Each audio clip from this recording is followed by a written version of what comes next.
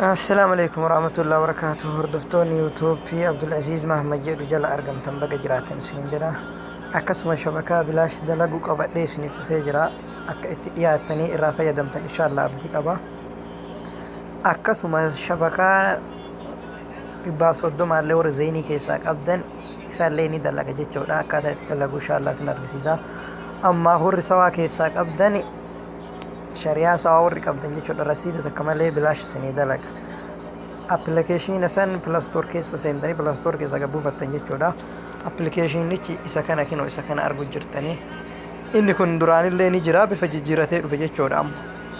Kanaaf amma plus store keessa seentanii gabbuufattanii haala kanaan bantanii keessa seentan jechuudha. Kinoo nu banamee jira haala kanaan bantanii keessa seentanii ka tokkoffaa kinoo kama inni irra jiru kana irratti deeffatan jechuudha. Tokkoffaa as keessanii agartanii akkana kinoo asirratti dhuftanii ka tokkoffaa asirratti deeffatan jechuudha. Asirratti deeffattanii isiirra gisee takka gadhooftanii asirra isin fida jechuudha. Kan lammaffaa kana ni gartanii isa san gisee takka gadi dhooftan jechuudha. Warri shabakaa warra shariyaa sawaa qabuuf jechuudha. Akkasuma kinoo asirra argu jirtanii kaasaa isitti firii ka jedhu kana ni agartan jedhee yaada inshaallah. Isa kana irratti deeffatan jechuudha.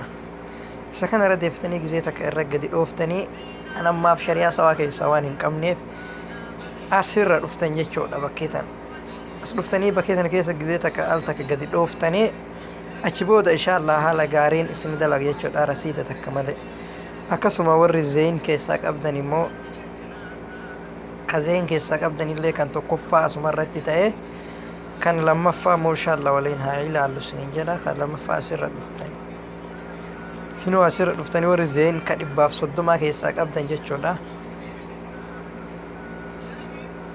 ol oofattaniituma kinootila asirra dhuftan jechuudha. Kaasaa yuutuubi ka jedhu kana irratti al takka gadi dhooftanii achi booda as dhuftanii al tokko gadi dhooftan jechuudha. Akkana al tokko gadi dhooftanii inshaallah mee ussaan haa ilaallu.